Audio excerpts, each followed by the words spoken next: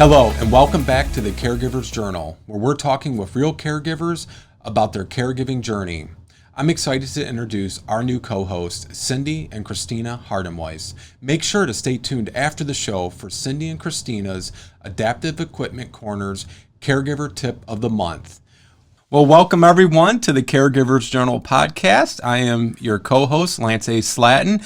I am welcomed with Christina and Cindy Hardenweiss of Adaptive Equipment Corner. They are our new co-hosts of the Caregivers Journal podcast along with me. Welcome, Cindy and Christina.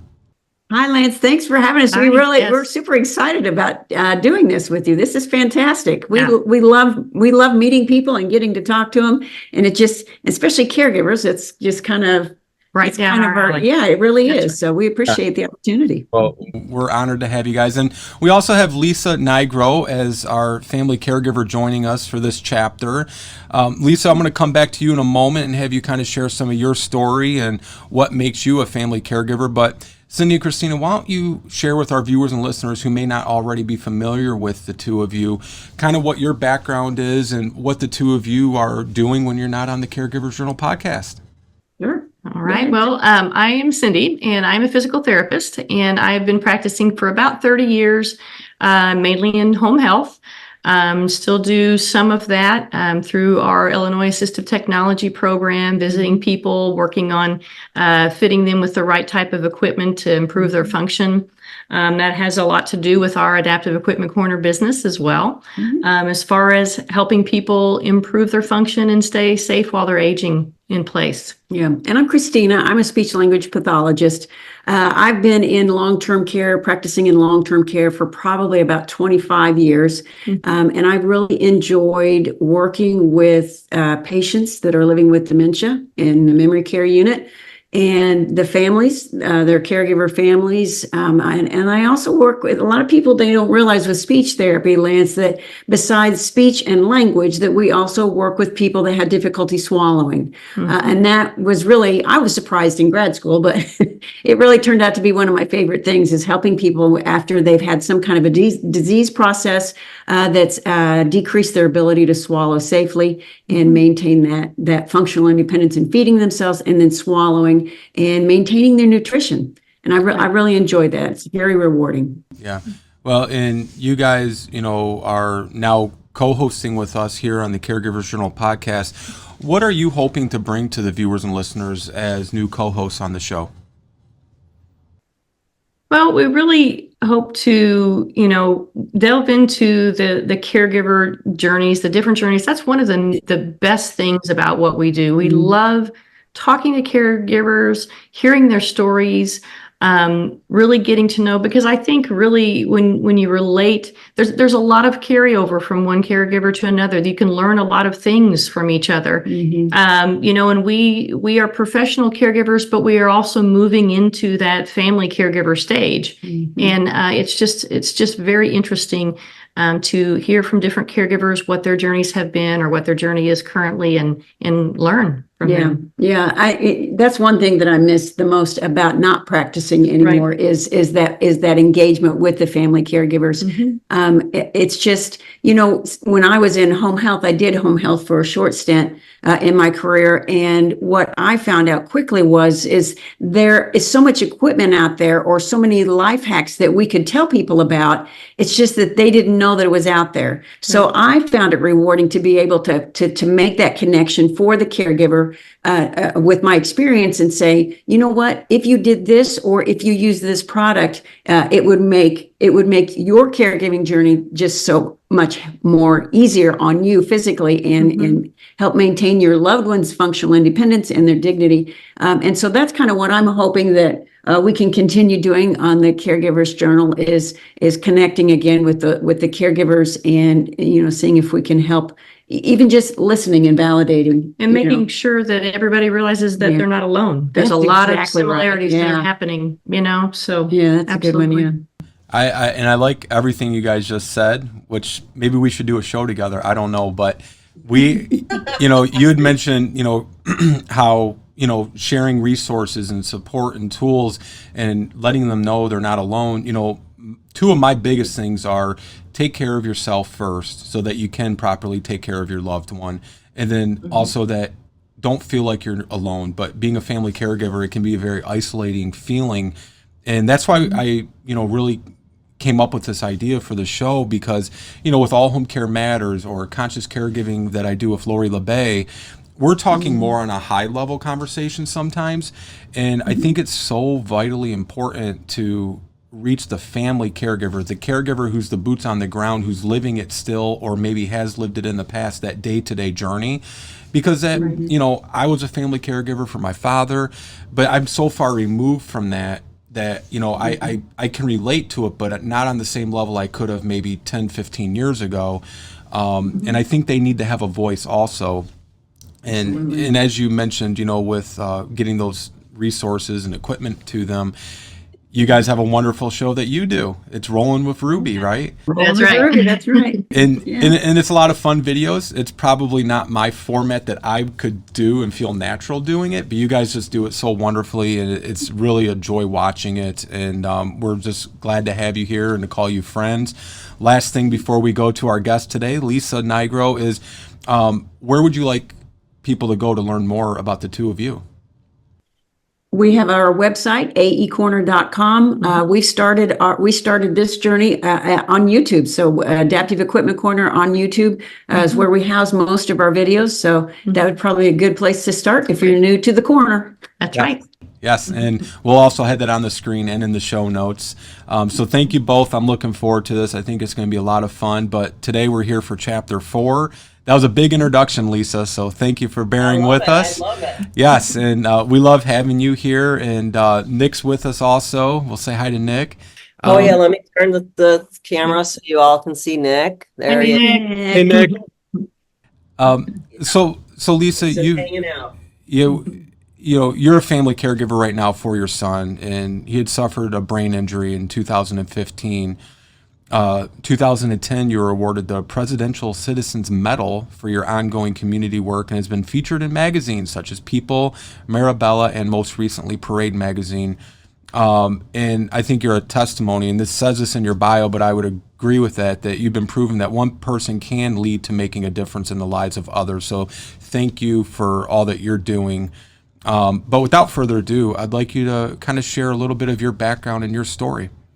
Yeah, pre Nick's brain injury or post? You start wherever you think you would like to start at. Well, what happened before Nick's brain injury, I had the ultimate planned out.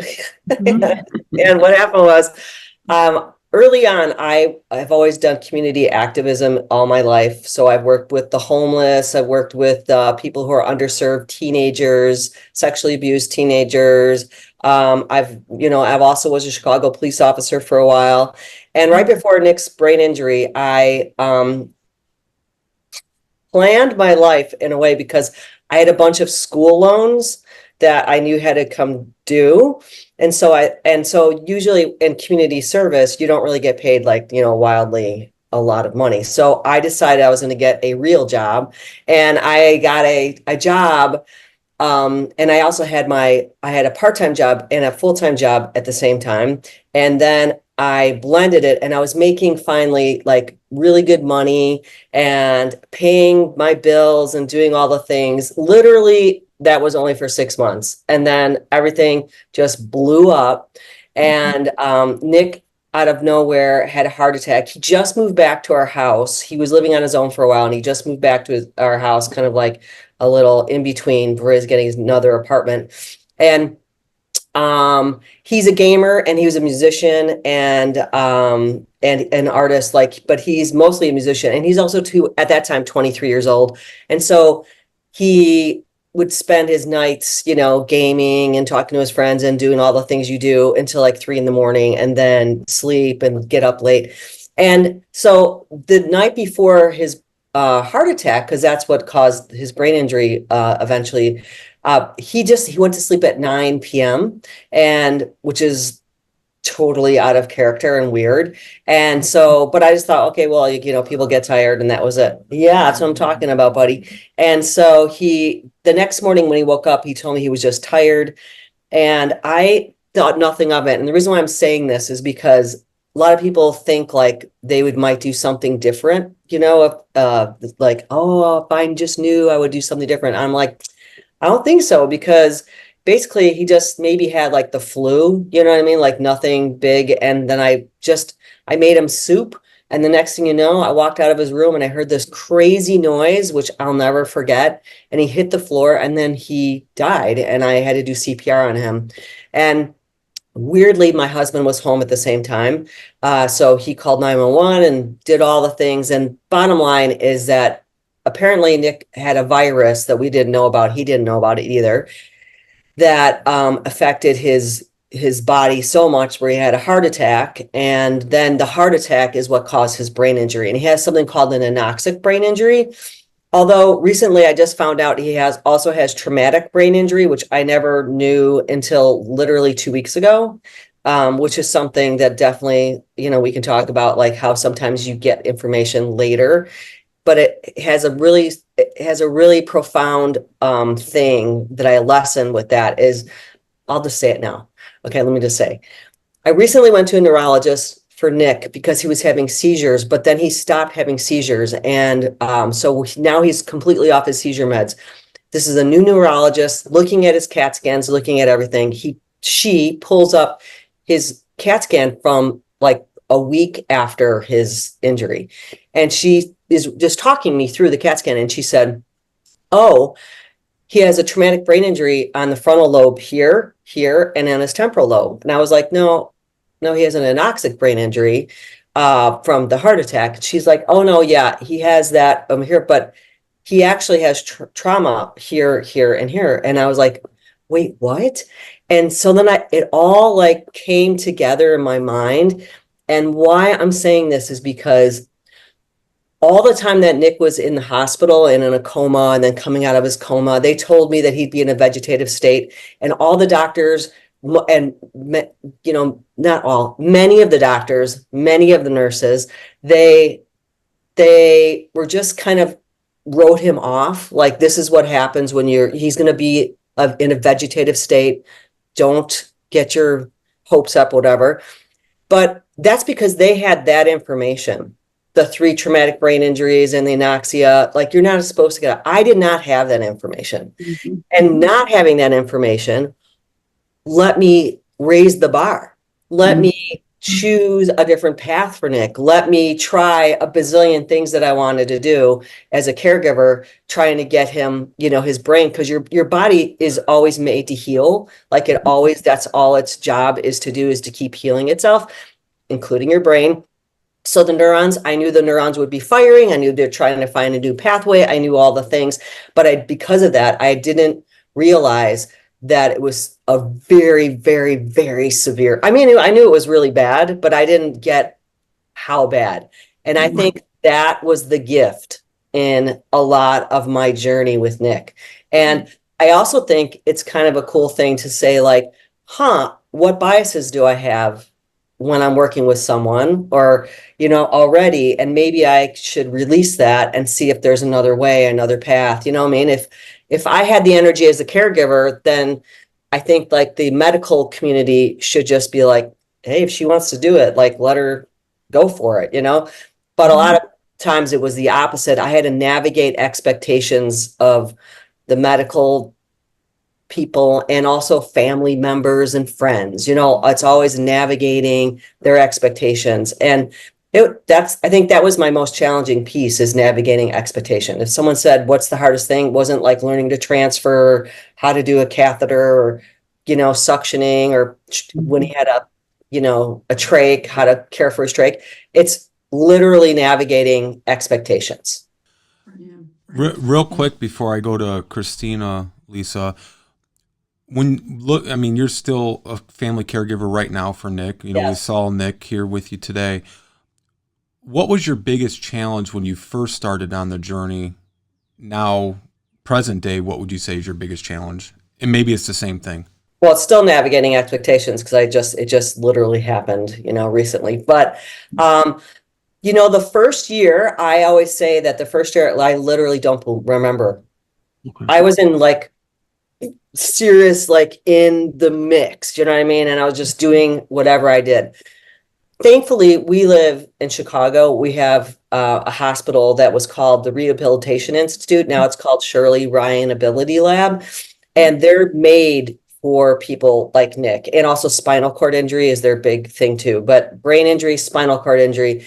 And going into that hospital was so great because if you chose, like there was other people on the same ward as us, the brain ward, other family members, like other families, they chose not to learn all the things. I said, I want to learn all the things. So the nurse was like, okay, we're going to teach you all the things. And so that's how I learned how to do a like catheterize my son. And that's how I learned how to transfer, bathe, take care of his trach, do all the oxygen stats, everything. I wanted to learn everything. And I think that made a huge difference for our family for sure, because there was one other family there who had very similar age, situation, all the things. And she came up to me later. Her son, she eventually put him in a nursing home, which was their choice. I'm not judging on that. But the reason she said is because she knew the day that I learned how to cath and she couldn't do it, she said, I can't do it. Like she just like put up her hands, like she couldn't do it.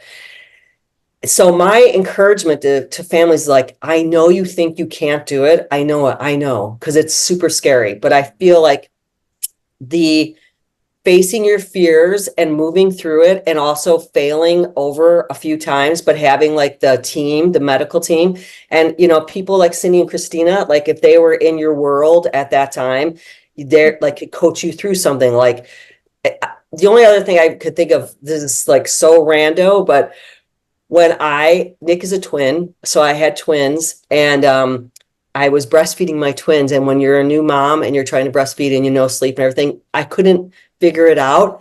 And there was this like hotline you could call, and I called, and literally just because I could talk to someone and they talked me down, I learned how to do it. It's exactly the same in this situation for me. It was like, oh, this was just like that time. I was so scared. I didn't know what to do. I was the first time.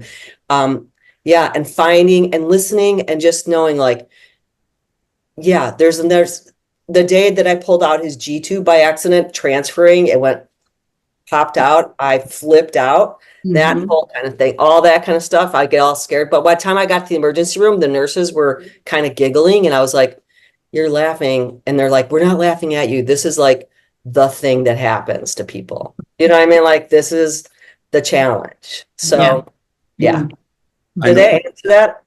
Yeah, no, that was great, Lisa. Thank you. I know one of the things that we often encounter in my professional life when we encounter family caregivers and they need more help than what they're able to provide now for for their loved one, they find it challenging because their friends often don't understand what they're going through because they haven't had to step into that role yet. I can imagine, Nick was an overall healthy young man, and then the next day he's not. That was a very fast, unpredictable transition. Yes. How was the kind of the reception from his friends and your friends, like this just kind of coming out of nowhere with no warning? Yeah. Well, everybody obviously was in shock in the very beginning, and everybody was very helpful in the very beginning because that's where everybody is at. Like it brings, in our situation, it brought a lot of people together.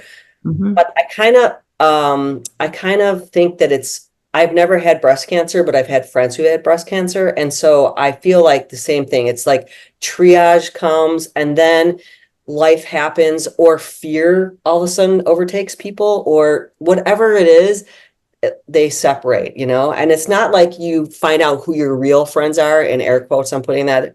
You just find out people who are going to be able to navigate this next season with you. Right. That's it. It's not, I don't hold anything against anyone, but I do say it's the navigating expectations again.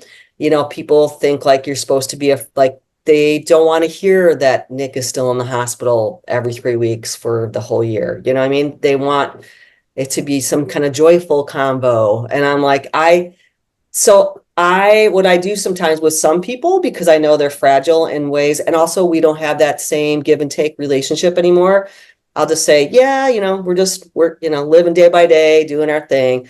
There's other people who are like deep in the trenches with me. They're like, no, I want to know what's going on, like what's happening. You know what I mean? So like, and those are the people that I could be a little more honest with. And yeah, it's very interesting. Like family members of mine they couldn't handle the situation. They definitely left the building, as you can say. They occasionally touch base, but mostly it's not.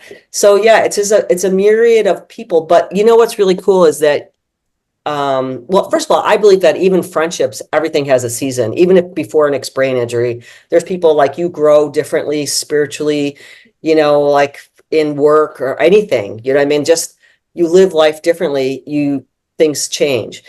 And when that happens, it also opens the door for new friendships, new possibilities, new things. So my mind has been exposed and kind of blown to like the whole disability community that I knew about because I worked, with underserved, people. And so I would know like scattered with it. And also taught fitness in a facility that worked with adults with disabilities. But I wasn't, like you said, like in it, really in it. And now I'm really in it.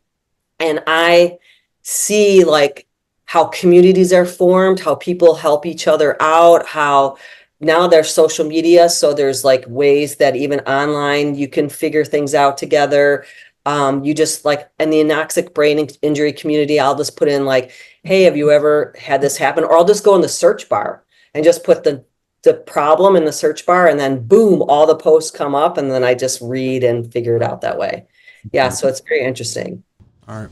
Well, thank you, Lisa. I'm going to turn it over to Christina. Yeah. Lisa, thank you so much for sharing those challenges with us and just your overall outlook on it is so special. And so maybe you could tell us some of the rewards. What have some have been the most rewarding opportunities that you've had during this time? Yeah. So the most rewarding things, like I said, is that I get to experience a whole different way of living. I actually think that I'm hanging out with more possibility people than before, like possibility thinkers. I was, as I said, like I've been in community activism all my life, and you have to be a possibility thinker to be in that, profession. And so I always see the bigger picture, things like that. Well, people in the caregiving community, there's a lot that are still feeling very heavy about where their situation's at, but there's quite a few that have figured things out. You just figure things out, and then we share, and that's a really rewarding thing. I think the other part is that Nick has blown me away. He has been the strongest. Okay, here's the thing. Nick, and I'm going to talk about you for a second, but you already know about this because I've talked about it with him before. He's a twin, like I said. His sister's name is Emily. And Emily was 5 minutes older than Nick in, twin life. And so, but she always lived like she was the older sister, like anciently older, you know what I mean? And so she did all kinds of things, and she used to talk for him when he was little. And I thought that he would never learn how to talk. And the doctor's like, no, she's talking for him. He's fine. And so as they grew up, and she's more of a blend of like me, kind of like I'm kind of like in your face kind of thing, and my husband, their father Perry, is more laid back, introverted, but super intelligent and like very observant in a different way.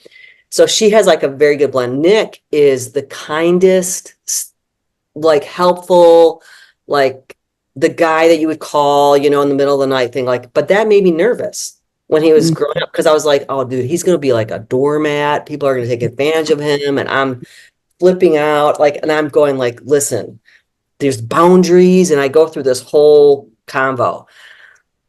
He has a brain injury, so severe, right? And everybody tells me he's never going to come out of it. And sure enough, they call me in, and they're going to like, this is the day, like you have to choose, like to turn them off the machines or not. And they're like, and we only want you to go in there, only me, not my husband, because when I'm in there, they can tell by the machines that he responds to me.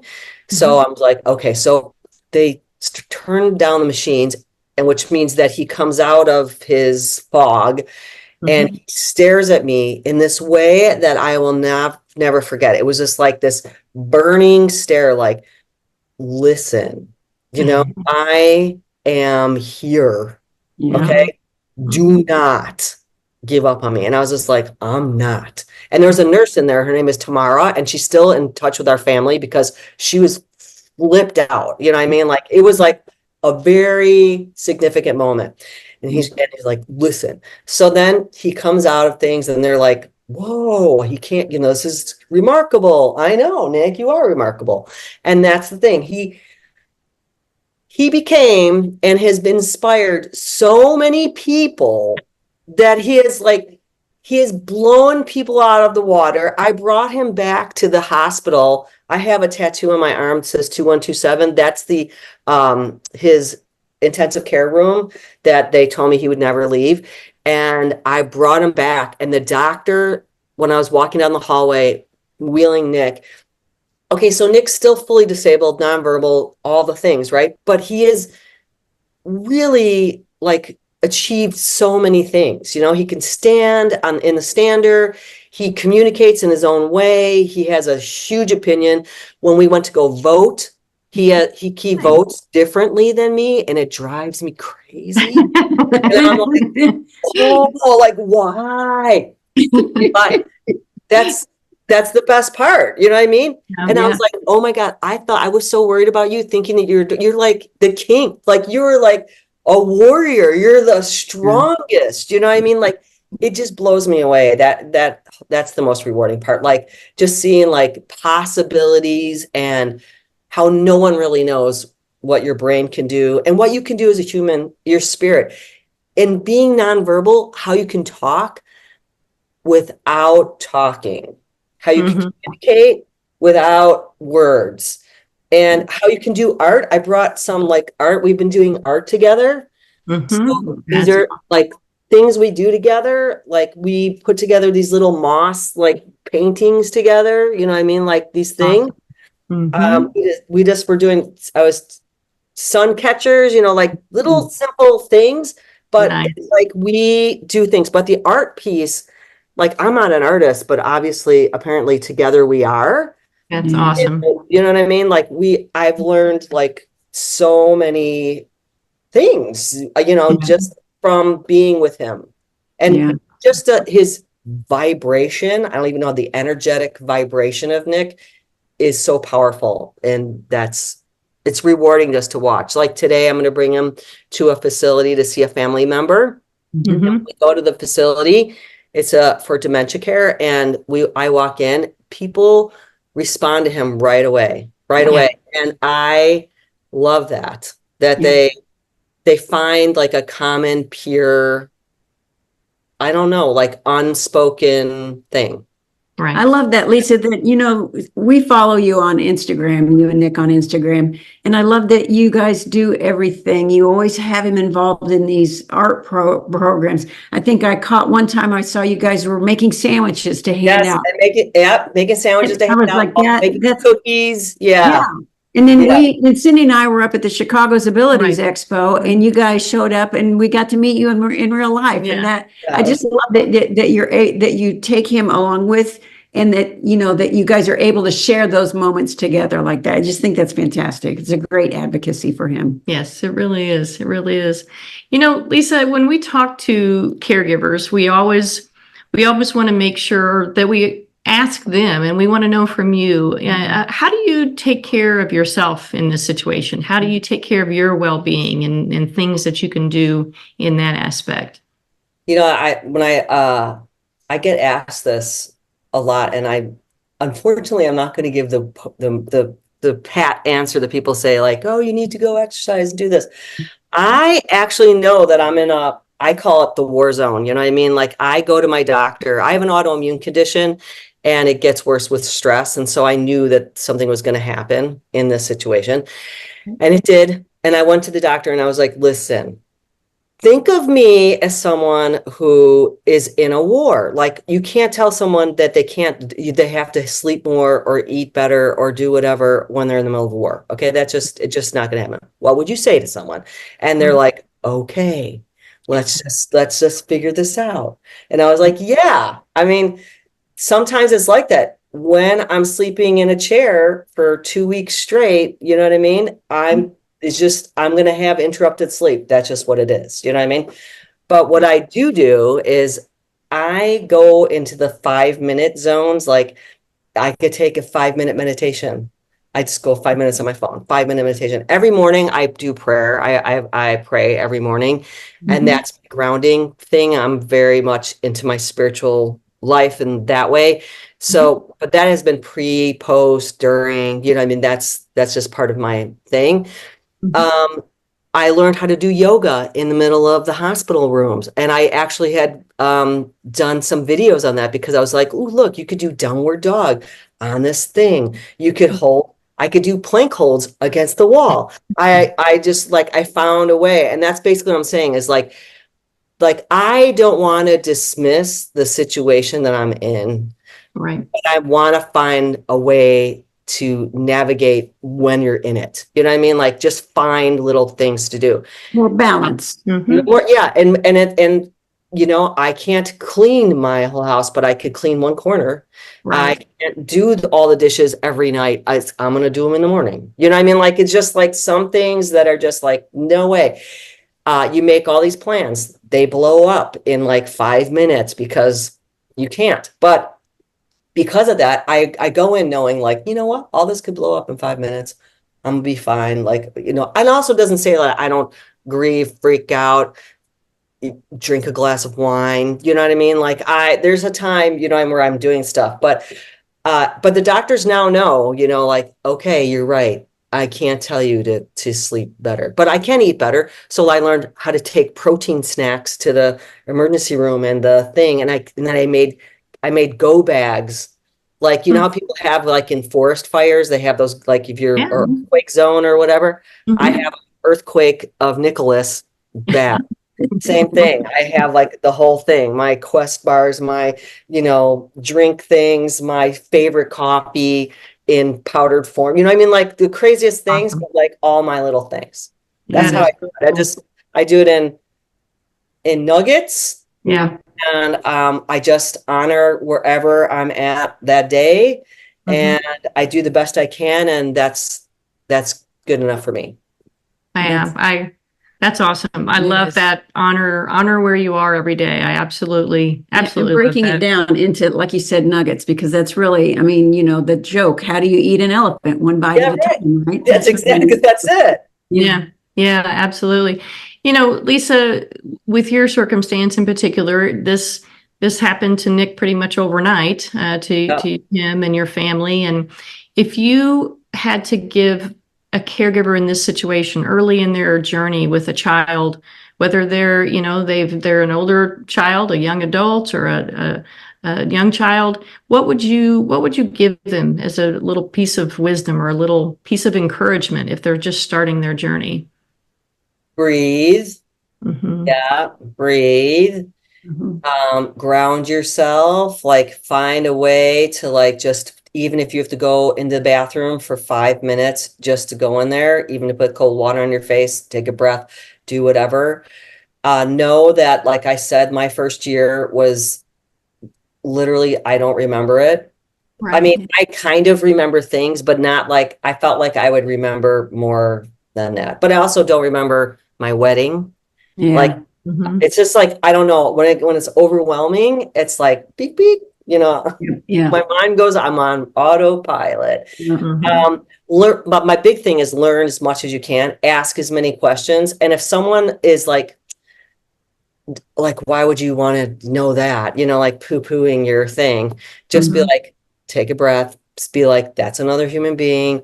Let them know, like, hey, I understand, like, you know, but I'm just super curious. I always say, like, I'm just Right. most super curious. I just want to know.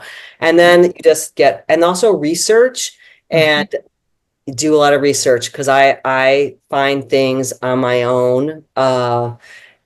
but I know people are overwhelmed. So basically, mostly is breathing, grounding, you know, acknowledging that this is where you're at. Don't make like, oh, in 1 year it's going to be like this. And, you know, like a goal like that is just every day is a day, every hour is an hour. Just take it as it comes.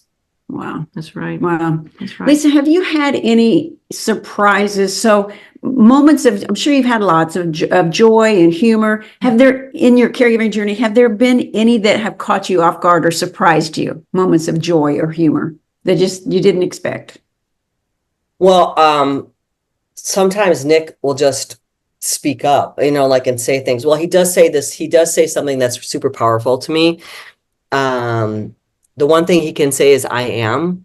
And and so he says I am. And I come from the Catholic faith, you know. That's biblical. But I don't even call myself a Christian anymore because I get so unnerved by some things that are going on in the world. So I say I'm a follower of Jesus's teachings. And one of Jesus' teaching is I am. I am that I am. When God said I am.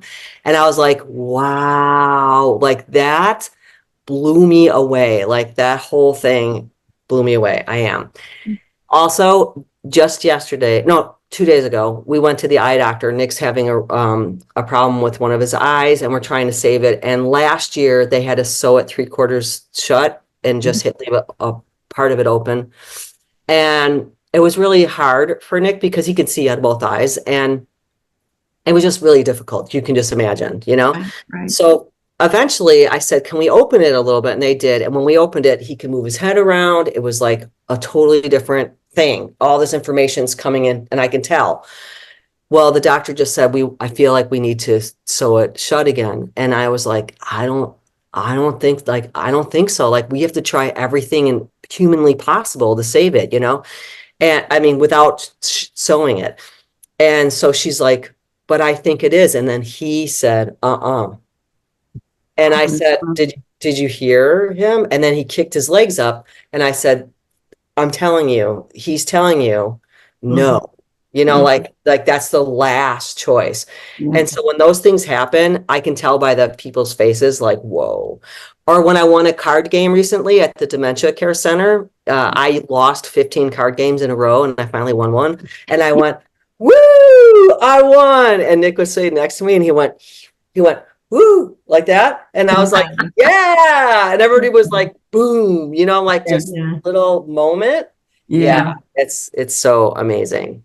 Awesome. Or Great. if I'm doing a yoga like you know, when you do meditation, some people have like a word or something, you can say peace or whatever, but sometimes I go he will say it too. Like that is a very interesting thing. Yeah. Cool. Very cool. Absolutely. So let's try. So, you know, Lisa, if we enjoy having you on here, I think we're going to turn it back to Lance here for kind of a wrap up. But we are so appreciative of you being on here. Thank you so much for sharing your experience with us. Well, I hope you come to the Abilities Conference coming up. Well, In a couple of weeks. We're gonna come squeeze you. Hey, awesome. Very great. Yeah, and just to echo Cindy and Christina, Lisa, thank you so much for you and for Nick's time today. You know, I want to just kind of close this out with a couple of things. First, I want to ask you, what are some of the ways that you've been able to maintain your own sense of identity outside of the caregiving role? Because I know for so many family caregivers, it really kind of becomes their new identity and they become so associated with it. Even family caregivers who spent, 10, 15, 20, whatever the amount of time is of years caring for their loved one, everything is so devoted to that and their identity becomes so associated with that. And then they're no longer that caregiver afterwards. They feel lost. Now they don't know what to do because they lost that identity. How are you maintaining your own sense of identity while still being a family caregiver? Well, I think that it's my past actually helped me in this because my identity is always community service. Like I have a tagline before Nick's brain injury. It says, "Service is my art." I really believe that. I believe I've always been a service-oriented person.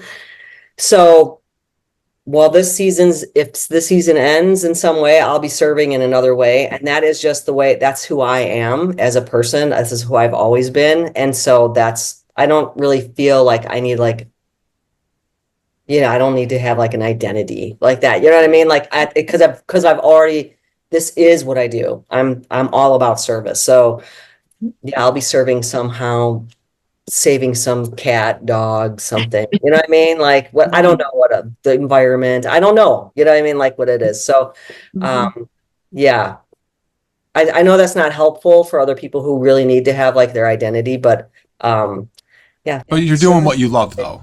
I mean, right. that's your identity right there. You're doing what you love. You're maintaining that community. Yeah, exactly it. absolutely. Real quickly, too, you'd mentioned Nick is a twin. And, you always hear these stories, twins have this special bond and all this stuff. Even if he wasn't a twin and he just had siblings, I'm curious, how did his sister, how has she handled this and how did she respond to the change? Yeah, it's been super hard for Emily, for sure, for sure. And it definitely she still communicates with him, like when she's home, when she comes back to Chicago. She lives in Los Angeles, so she's not here on the day to day. So when she does come visit, I'll walk by, like they'll be in the living room watching some anime, something, because that's how they bond. And I hear she's just like, oh, she'll say the question, she'll say, oh, I can't believe it. But that's how she was too. He would never really talk even before his brain injury. So she would just have like full on conversations and he would just be listening. So yeah, but it is very hard for Emily for sure.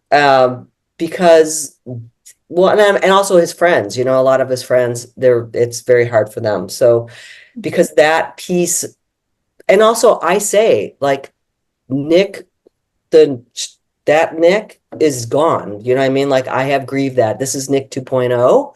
You know what I mean? And like I know this is his soul is exactly the same, but like the circumstances are totally different. And that's how it is. And so yeah, there's still some times where I could tell that something's like troubling her, especially when he's really, really sick. For the time where he's really, really sick, it's like, oh no, like what's going to happen, Yeah. I just want to close real briefly with one last question. What would be your best piece of advice for a new family caregiver who might be watching or listening to this right now? Like I said, honor where you are at that moment. Do not push away the situation. I feel like really own what's happening. Don't deny it, but also I'm not saying like turn your smile upside down, not like a positive thinking thing, but there are positive things that come out of it. You know what I mean? Like I feel like there's always a way to find light in the darkness. I just has always been my ability to even in the worst things. And I think that I've trained myself in that way. And I feel like that's something that's true. Like you can actually train your way to see things that are good. There has to be something like find that one nurse that you really bond with, or, you find the coaches, like that really help you. You know what I mean?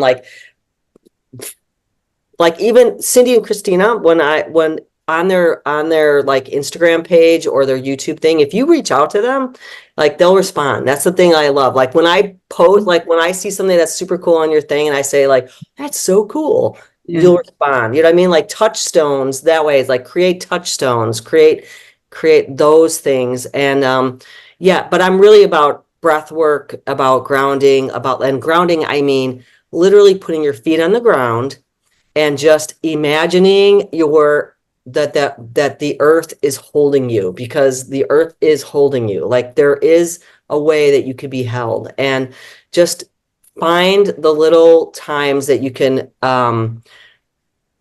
take time for yourself, like a foot bath. Even you can't take a whole bath, take a foot bath, like, sometimes I use essential oils and I just put it like on my neck right here so I can smell like lavender to chill me out, or peppermint to wake me up, or you know what I mean? Like little tiny things. I'm big in the garden.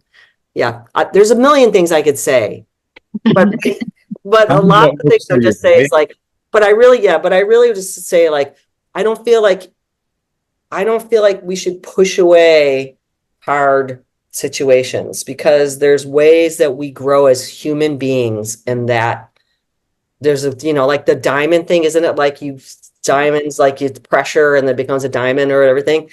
Yeah, put on shine bright like a diamond and dance around the house. That's right. Okay, do it. Yeah, that's what I would say. Well, Lisa Nigro and Nick, thank you both so much for being with us today. Lisa, thank you for sharing your story and all you're doing to help advocate for family caregivers. And thank you to our esteemed co-hosts, Christina and Cindy Hardenweiss. Thank you, ladies, so much. And we look forward to seeing everyone next month here at the Caregivers Journal. Bye, everybody. Bye-bye. Cindy here, physical therapist with Adaptive Equipment and Caregiving Corner. Today we're going to review a product by the company K-Inspired called the Mobility Towel. Thank you, K-Inspired, for giving us a mobility towel for this review. If you find this video helpful, like and share on Facebook and Instagram, subscribe to our YouTube channel, and check us out at aecorner.com. So let's get started.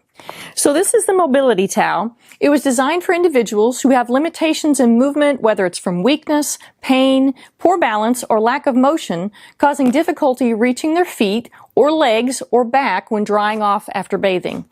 So the mobility towel is 100% cotton. It's machine washable and it's dryable. It's got these very nice, let's take a look at this, hand grips right in the middle of the towel.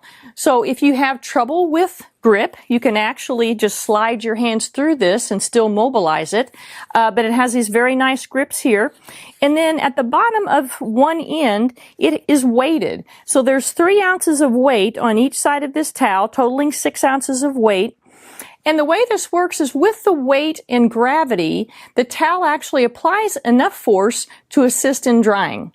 So let's take a look at how this works. So here's the weighted end of the towel. You can see these 2 soft weights on each side. There's no weight here in the middle. And then again, right here in the middle of the towel is this nice area for hand grip, or you can slide your hands through if you don't have good grip. So the way I'm going to do this is if I'm seated or standing, I'm going to take the hand grips, I'm going to let the weight of the towel bring it down on the bottom of my leg, and then you're just going to pull it up your leg. And again, with the weight and gravity, that's going to give you enough force against the skin to help dry the skin. So you can just move your leg around like this. Now, the other nice thing is you can use it to dry your toes. So putting your foot on this, on one of the weights and kind of working it back and forth helps with drying. I also took my other foot and flipped this other weight right on top, and I used my other foot to just kind of help dry my toes as well. So that's another option. Or if you don't have use of your other foot, use a reacher, something like that. But that's for the feet and the legs. Now, this is also used, it can be used for the back. So the nice thing about this, I really love the weighted end, because if I don't have a lot of range of motion, I can actually take this towel, and because of the weight, I can just kind of sling it around to my back. And with the weight here, I can use the weight to dry my back. So as you pull up, the weights are going to pull the towel back down for you, and you can move that around and dry your back with the mobility towel as well.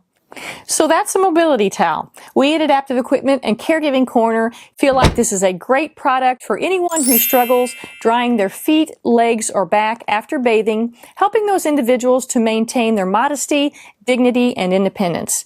Be sure to check out the comment section below for the link to the mobility towel. That's it for today from Adaptive Equipment and Caregiving Corner. Have a great day, and don't forget, if you can't do it, adapt it. Thank you for joining us today here at the Caregivers Journal podcast. We look forward to seeing you again next month.